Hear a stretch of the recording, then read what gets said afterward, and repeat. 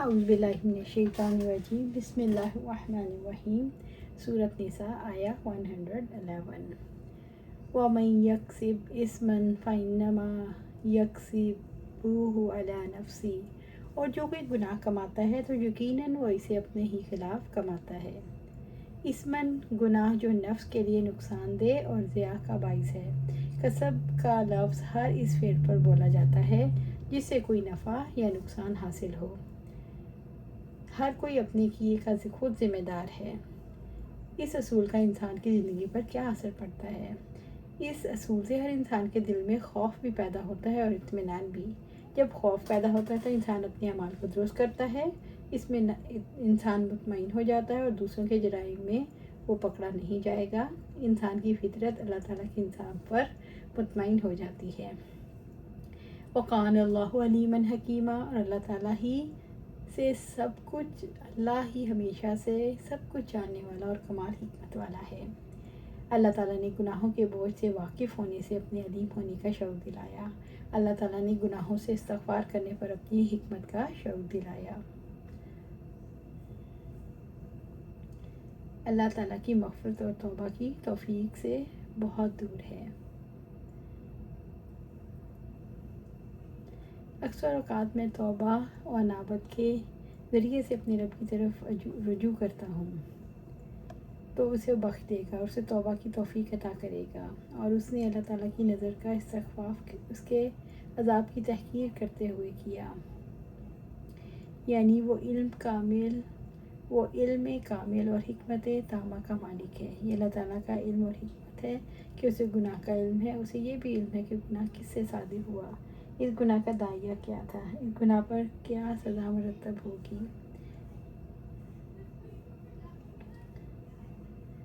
اللہ سبحانہ تعالیٰ سورۃ نساء آیہ 112 وَمَن يَكْسِبْ خَطِيئَةً وَإِثْمًا ثُمَّ يَرْمِ بِهِ بَرِيئًا، اور جو خطا یا گناہ کمائے پھر اس کی تہمت کسی بے گناہ پر لگائے۔ خطیہ کا لفظ غیر ارادی گناہ پر بھی بولا جاتا ہے۔ اس کے برعکس اسم وہ ہے جو ارادی طور پر کیا جائے۔ مطلب یہ ہے کہ خود گناہ کا ارتکاب کرنے کے بعد کسی بے قصور آدمی کو اس میں ملوث کرنے کی کوشش کرنا بہت بڑا گناہ ہے۔ خود گناہ کر کے اس کا الزام بے گناہ پر لگانا کیسا عمل ہے؟ خود گناہ کر کے اس کا الزام بے گناہ پر لگانا یہ عمل بہتان کہلاتا ہے، جو بہت بڑا گناہ ہے۔ بہتان لگانے کی آپ صلی اللہ علیہ وسلم نے حدیث سے ثابت ہوتا ہے کہ عائشہ رضی اللہ تعالیٰ عنہ سے روایت ہے، عرب کے کسی قبیلہ کی ایک کالی لونڈی تھی، انہوں نے اسے آزاد کر دیا، وہ انہی کے ساتھ رہتی تھی۔ اس نے بیان کیا ایک دفعہ ان کی ایک لڑکی جو دلہن تھی نہانے کو نکلی، اس کا کمر بند سرخ تسموں کا سا تھا، اسے کمر بند اتار کر رکھ دیا، اس کے بدن سے گر گیا یا پھر اسے کے بدن سے گر گیا۔ پھر اس طرف سے ایک چیل گزری جہاں کمر بند پڑا تھا، اسے سرخ رنگ کی وجہ سے گوشت سمجھ کر جھپٹ لے گئی۔ بعد میں قبیلے والوں نے اسے بہت تلاش کیا لیکن کہیں نہ ملا۔ ان لوگوں نے اس کی تہمت مجھ پر لگائی اور میری تلاشی لینی شروع کر دی، یہاں تک کہ انہوں نے میری شرم گاہ تک کی تلاشی لی۔ اسے بیان کیا، اللہ کی قسم میں ان کے ساتھ اسی حالت میں کھڑی تھی کہ وہی چیل آئی اور اس نے ان کا کمر و بند گرا دیا، ان کے سامنے ہی گرا۔ میں نے اسے دیکھ کر کہا، یہی تو تھا جس کی تم مجھ پر تہمت لگاتے تھے، تم لوگوں نے مجھ پر اس کا الزام لگایا حالانکہ میں اس سے پاک تھی، یہی تو ہے وہ کمر بند۔ اس لونڈی نے کہا۔ اس کے بعد میں آپ صلی اللہ علیہ وسلم کی خدمت میں حاضر ہوئے اور اسلام لائی۔ فَقَدِ احْتَمَلَ بُهْتَانًا وَإِثْمًا مُبِينًا، تو یقیناً اس نے بڑا بہتان اور صریح گناہ کا بوجھ اٹھایا۔ بے گناہ پر الزام تھوپ کر بہتان لگانے والے نے ایک بوجھ اٹھا لیا۔ بوجھ کا اٹھانا انسانی ضمیر کو بوجھل کر دیتا ہے، انسان عملی طور پر اس جرم کا بوجھ اپنے سر پر محسوس کرنے لگتا ہے۔ سورہ نساء آیہ 113 وَلَوْلَا فَضْلُ اللَّهِ عَلَيْكَ وَرَحْمَتُهُ لَهَمَّتْ طَائِفَةٌ مِّنْهُمْ أَن يُضِلُّوكَ، اور اگر آپ پر اللہ تعالیٰ کا فضل اور اس کی رحمت نہ ہوتی تو ان میں سے ایک گروہ نے آپ کو بہکانے کا ارادہ کر ہی لیا تھا۔ اللہ تعالیٰ نے اپنے احسان کا اظہار فرمایا کہ جس کی وجہ سے مسلمان منافقوں کے شر سے محفوظ رہے۔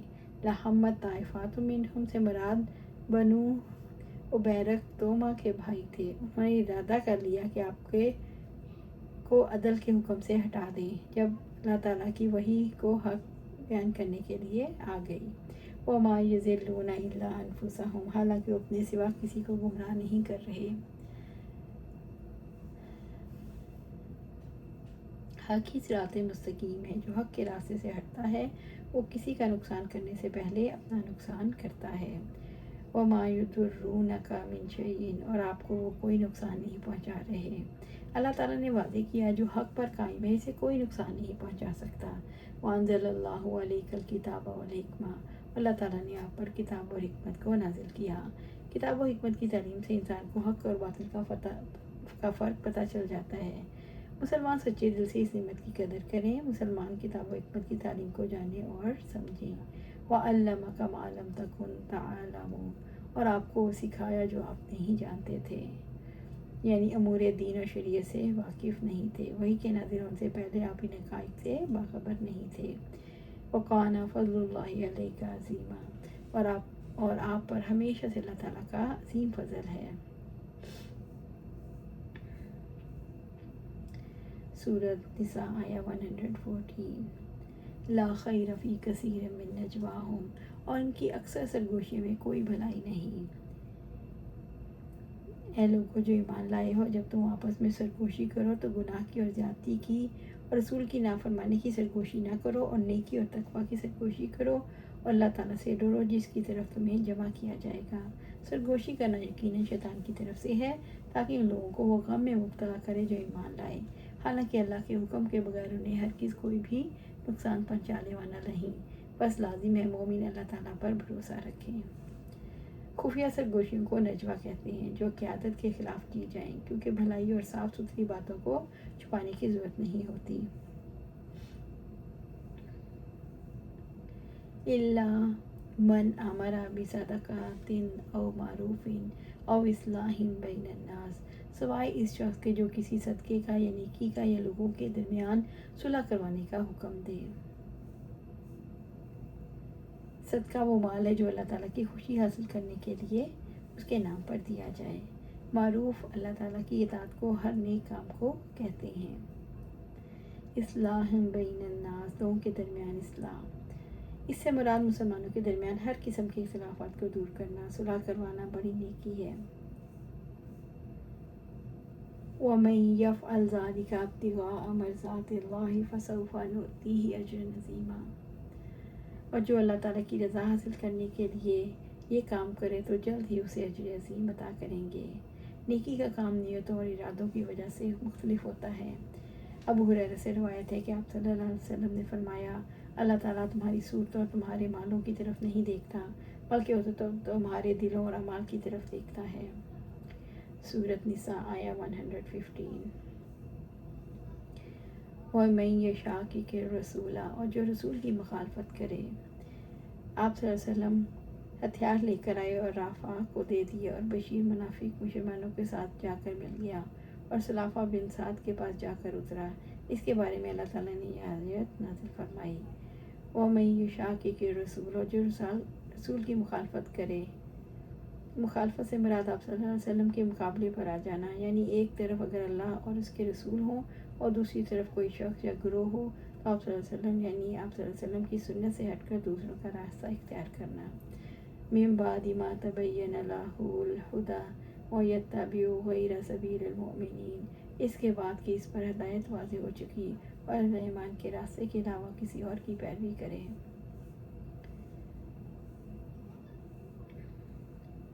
रसूल की मुखालफत और गैर सबीलिल्लाह मोमिनीन का बाहमी ताल्लुक़ क्या है? रसूल की मुखालफत और गैर सबीलिल मोमिनीन यानी मोमिनों के तरीके के अलावा कोई और तरीका, दोनों ही एक ही चीज़ हैं।